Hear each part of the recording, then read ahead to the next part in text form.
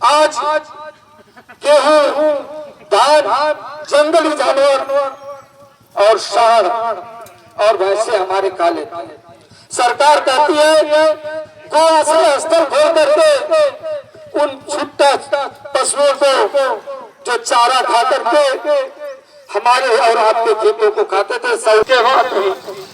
ये सरकार कहती है कि हिंदुस्तान की तरक्की के लिए सरकार करे। इस सरकार के पास केवल दो शब्द हैं, एक राहुल गांधी और दूसरा कांग्रेस, तीसरा कुछ नहीं है। गांव में जिसके माँ बाप अपने बच्चे को बड़े कर देते हैं और वो जब खड़ा होता है और निकलना निकल जाता है तो कहता है दादा माई हमारे क्या किया, और उसी दादा माई जो बचा के रखे हुए खेत बेच करके इधर उधर घूमता है। उसी तरह से इस हिंदुस्तान का प्रधानमंत्री केवल देश के संसाधन को बेच बेच करके LIC बेच दी, जो है IIM। एक दिन हिंदुस्तान का प्रधानमंत्री का हर घंटे IIM और IIT बन रहे हैं पूरे देश में, और उन्हीं का नेता राज्यसभा में कहता है कि 9 साल में एक भी IIM और IIT नहीं बने। तो इस देश का प्रधानमंत्री केवल झूठ का सौदा करता है। ऐसे प्रधानमंत्री को मैं मंच के माध्यम से धिक्कारता हूँ कि जो देश के गौरवमयी पदों पर पहुंचे हैं उनको सत्य का आश्रय लेना चाहिए, क्योंकि सत्य की विजय होती है। आज कांग्रेस को गाली देने वाले उसी महात्मा गांधी को लेकर के उसी महात्मा गांधी के नाम पर राजनीति कर रहे हैं, क्योंकि भारतीय जनता पार्टी के एक भी नेता कोई जो देश में जो विचारधारा थी, गांधीवादी थे, गोडसेवादी थी, ये गोडसेवादी विचारधारा के लोग केवल देश में नफरत फैला करके शासन करना चाह रहे हैं। भाइयों, आप सभी लोग इस नफरती भाषणों में हिंदू मुस्लिम में जातिवाद और धर्मवाद को छोड़ करके आने वाले समय में कांग्रेस पार्टी के हाथों को मजबूत करिए, या हमारी सरकार इंडिया गठबंधन का जो भी प्रत्याशी होगा आप सभी लोग अपने जीवन में भूल मत करिएगा, नहीं तो आने वाली ये संतान आपसे पूछेगी कि जब देश बिक रहा था तो आप लोग भाजपा को वोट क्यों दे रहे थे, आप कुछ कर नहीं पाओगे। इसलिए आप सभी लोग भारतीय जनता पार्टी के बहकावे में ना आए, जो 5 किलो अनाज देकर अंदर पटवाने के लिए देती है, तो 100 रुपए के पेट्रोल के लिए 1 रुपया बढ़ता था, तो ये बाहर निकल करके जो है केवल नफरती भाषण और कहते थे कि ये कांग्रेस के ये डीजल मनमोहन सिंह की उम्र पे पहुंच जाएगा। लेकिन मैं तो कहना चाहता हूँ ये डीजल और पेट्रोल भाजपा के जो भी बड़े नेता उनके उम्र के बराबर पहुंच जाएगा, कभी इनको कोई दिक्कत नहीं होगी, क्योंकि इनको विकास से मतलब नहीं, केवल विनाश से मतलब। इनको पैसे बढ़ा करके और GST के माध्यम से, चाहे जिस माध्यम से अपनी आय को बढ़ाना है, और कुछ पूंजीपतियों के हाथ में देश को बेचना चाह रहे हैं। इसलिए आप सभी लोग सतर्क हो जाए और इन पूंजीपतियों की सरकार को उखाड़ देके आने वाले समय में इंडिया गठबंधन या कांग्रेस की सरकार बनाए, देश को खुशहाली के रास्ते पर लाओ। जय हिंद, जय भारत, जय कांग्रेस। जो पूर्व में चेयरमैन का चुनाव भी लड़ चुके हैं कांग्रेस पार्टी से, हरैया नगर पंचायत से बड़े भाई विदेश सिंह जी, हम चाहेंगे वहाँ में और अपने विचारों को रखें। भाई विदेश सिंह जी।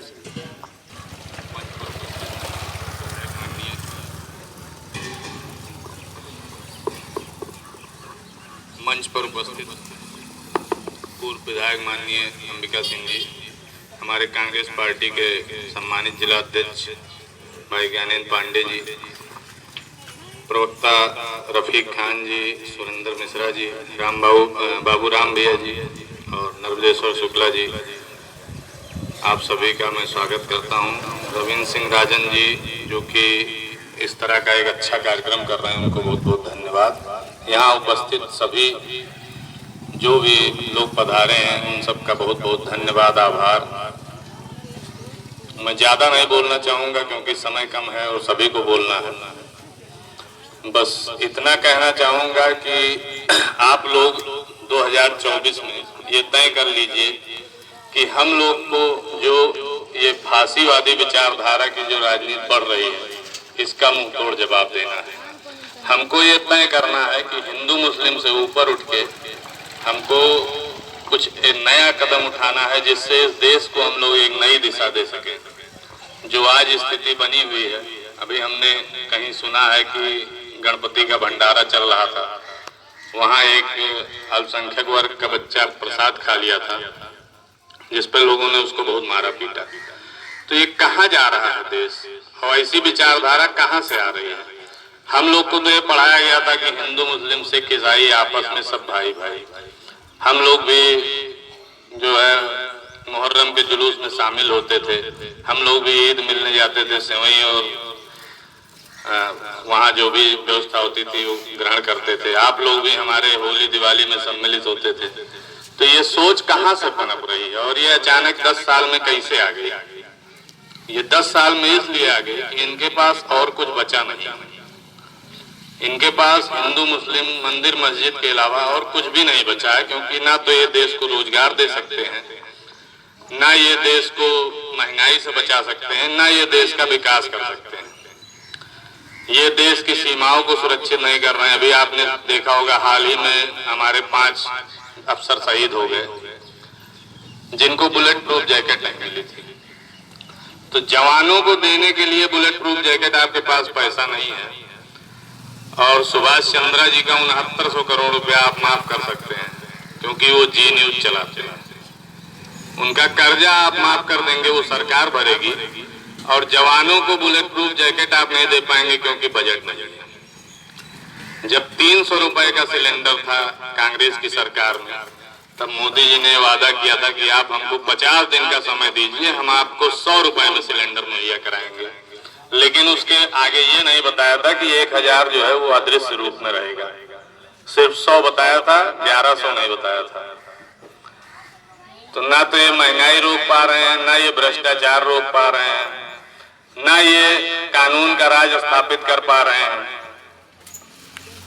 ये हर मुद्दे पर विफल हैं। इस बार जनता की ये जिम्मेदारी है कि धर्म जाति से ऊपर उठकर आगे आएं, और जो भी इंडिया अलायंस का चेहरा हो उसके हाथों को मजबूत कीजिए। राहुल गांधी जी के हाथों को मजबूत कीजिए। बस इसी के बाद मैं अपना उद्बोधन समाप्त करता हूं। आप सबका बहुत बहुत धन्यवाद। चलेगा भारत जीतेगा इंडिया। अब हमारे बीच में कांग्रेस पार्टी के वरिष्ठ नेता निर्देशर शुक्ला जी हैं। हम चाहेंगे वहां में और अपने विचारों को रखें। निर्देशर शुक्ला जी। राजन जी, सबसे पहले मैं यहाँ की सम्मानित जनता का हार्दिक स्वागत, अभिनंदन और वंदन करता हूँ कि हमारे ब्लॉक अध्यक्ष रविंद्र सिंह राजन द्वारा आयोजित सभा में आप लोगों ने अपना अमूल्य समय दिया। इस सभा की अध्यक्षता कर रहे हमारे सम्मानित जिला अध्यक्ष ज्ञानेंद्र पांडे ज्ञानू जी, इस क्षेत्र के पूर्व विधायक और कप्तान दंग विधानसभा का बहुमुखी विकास करने वाले हैं बड़े भाई अंबिका सिंह जी, जिन्होंने